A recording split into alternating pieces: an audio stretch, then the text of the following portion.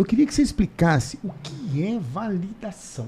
Validação é uma necessidade inerente do ser humano, que muitas vezes nós usamos como termo de reconhecimento, mas é o ser validado. O ser humano, ele precisa ser visto para entender que ele é vivo, para entender que ele existe, né? E a gente usa muito o termo hoje de reconhecimento, mas na psique isso é chamado de validação. Nós somos validados diante do que nós fazemos, do que nós não fazemos.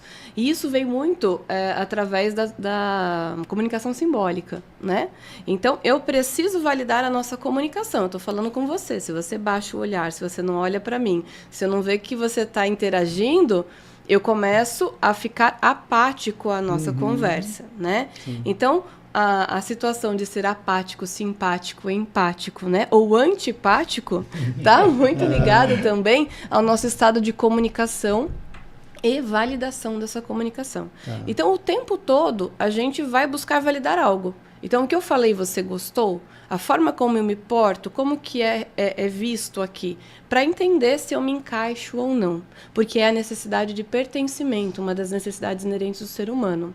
E para eu entender se eu pertenço, uma das minhas diretrizes é a validação. Então, se eu quero pertencer a um grupo, eu normalmente vou entender se aquele grupo me valida. E é através de tentativa e erro, comunicação, aí a gente pode ter várias diretrizes para isso. Tá. Agora, você tinha perguntado para ela sobre... desculpa, Pedro. Sobre um e outro, né? Autoconhecimento versus essa validação disfarçada. E existe uma linha tênue entre as duas coisas? Na verdade, as coisas, quando a gente entende ambos, a gente entende que elas podem caminhar juntos, mas aí existe um equilíbrio entre isso, né? O autoconhecimento, como a gente estava falando um pouquinho antes, né? A gente hoje virou moda, né? Virou uma palavra ou um termo muito utilizado, preciso me autoconhecer. A gente está vendo diversas formações e cursos, mas o que é esse autoconhecimento? Porque ele não é horizontal, ele não é para fora, ele não é pro que está em torno, mas ele é vertical. Ele é sobre dentro, acima para dentro. E o como eu me sinto, me porto diante disso. Quando o meu autoconhecimento é para que as pessoas me reconheçam como alguém sábio, ou alguém iluminado, ou com alguém evoluído, aí eu estou na contramão dele. Porque daí entra uma validação exacerbada. Que é o que a gente estava comentando sobre hoje a necessidade de validação espiritual, né? Que é uma pegadinha muito grande, onde eu necessito ser visto como iluminado, como aquele que faz o bem, como uma boa pessoa, como uma pessoa amorosa, mas isso só faz sentido se as pessoas me verem assim. O autoconhecimento é a satisfação de ser quem eu sou a partir do que eu sinto. É aquilo que você é quando ninguém está vendo. E você se sente satisfeito com isso. Mesmo que não houvessem câmeras, não houvesse ninguém, eu seria exatamente aquilo que eu sou, né? Independente do olhar do outro. Né? Isso. E quando, por exemplo, a gente busca o autoconhecimento, a gente corre o risco de cair nessa cilada da validação e, de repente, eu misturar as coisas e estar mais para lá do que para cá. Normalmente, o primeiro step é ser validado. Por quê? Porque é muito difícil quando a gente começa a encarar as nossas próprias verdades. Até porque, hoje, quando a gente fala de equilíbrio, uma pessoa equilibrada, as pessoas têm o erro comum de achar que uma pessoa equilibrada é aquela que está zen, centrada, calma.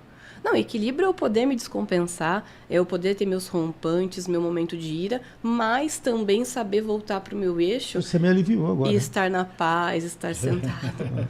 Entende? Porque senão eu estou desequilibrado. Se eu sou uma pessoa só zen, se eu estou uma pessoa o tempo todo, sim, amém, tá tudo certo, eu estou em desequilíbrio. Sim. Concorda? Sim. O equilíbrio é eu poder ter o rompante. É instintivo. Nós somos seres humanos. Nós estamos, né, muito conectados ao primitivismo da nossa carne ainda. Então, a gente vai ter reações.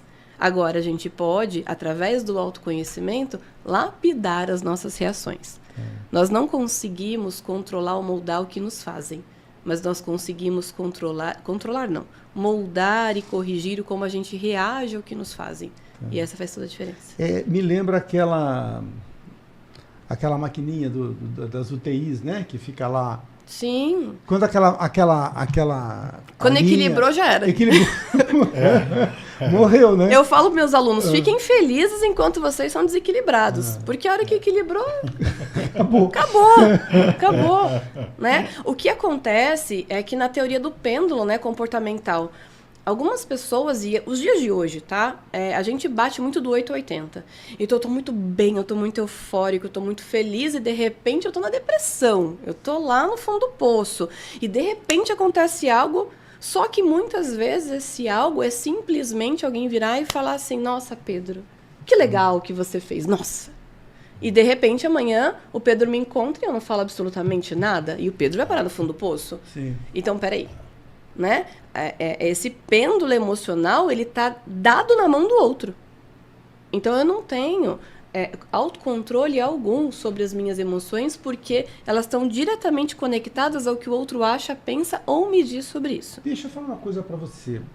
Eu tenho comigo, é claro que é só um lado disso, não significa que seja uma verdade absoluta para tudo, mas com relação ao elogio, tá? Uma face do elogio. Eu penso assim, alguém me elogia quando eu entrego para ele mais do que ele esperava de mim. E isso não significa necessariamente que eu seja o suprassumo. Sim. Eu só entreguei para ele um pouquinho mais do que ele esperava. Né? Ele esperava nota 2, eu entreguei nota 2,5, ele fala, pô, Carlos, você foi bem. E eu fico todo cheio. De repente ele esperava de você 8 e você deu 7,5, ele não te elogiou. E aí eu fico achando que fui elogiado, sou melhor que você. Sim. E na verdade eu estou longe de você. E eu só recebi aquele elogio porque eu dei um pouquinho mais. Né? Então, por exemplo, o elogio, você acha que ele pode ser uma faca de dois gumes? Ao mesmo tempo que ele me incentiva, ele também pode me acomodar? Entra na mesma questão da validação. Ele pode te inspirar, mas ele não pode te guiar. Sobre tudo que a gente faz, isso é utópico até a gente falar. Nós deveríamos nos sentir satisfeitos. Então, a gente estuda hoje um livro na Contínuo com a turma, que é Os 4 Compromissos Toltecas. Né? 4 compromissos? Toltecas, de Dom Miguel Ruiz. Ah, tá. Tá? E dentro desses 4 compromissos, o 4º compromisso é dê o melhor de si. E dê o melhor de si sempre, mas porque a tua consciência e a tua boa jornada te pedem isso, porque você vai ficar satisfeito com isso. Você é feliz em dar o seu melhor. Não é o melhor que o outro espera de você. É o meu. É o seu. Porque a gente tem uma grande loucura hoje, né? Eu acho que desde sempre, talvez. Nós temos um espelhamento a partir das minhas estruturas, das minhas emoções, das minhas conexões internas, uma visão sobre o outro que eu criei. Uhum. Então, eu encontro o Carlos e eu vejo o Carlos numa das personas dele, numa das atividades dele, num dos momentos dele, e eu crio do Carlos uma expectativa a respeito do que eu estou enxergando. E essa expectativa, ela vai fazer conexões emocionais, neurais dentro de mim, e eu criei um Carlos dentro de mim e um reflexo dele. Sim. Amanhã, se eu espero do Carlos a mesma gentileza, a mesma compreensão de que eu criei da imagem dele e ele não corresponde, a minha frustração cria uma imagem falsa de você. Você foi falso, você me traiu, você me decepcionou. Quando eu criei, baseado nos meus argumentos, nas minhas expectativas, uma imagem de você, que não é você, é uma mera correspondência. E quando você não reage de acordo com o meu esperado, quem é errado é você. Sim. Então, essa espera, essa criação que a gente tem das pessoas e a comparação das pessoas conforme a gente observa, ela vai se tornando cada vez uma régua muito alta que é impossível de alguém alcançar. Então, a gente começa a esperar do outro. E hoje, eu trabalho muito com terapia de casal. 90% dos relacionamentos vão se findando por expectativas criadas numa persona que eu idealizei dentro de mim.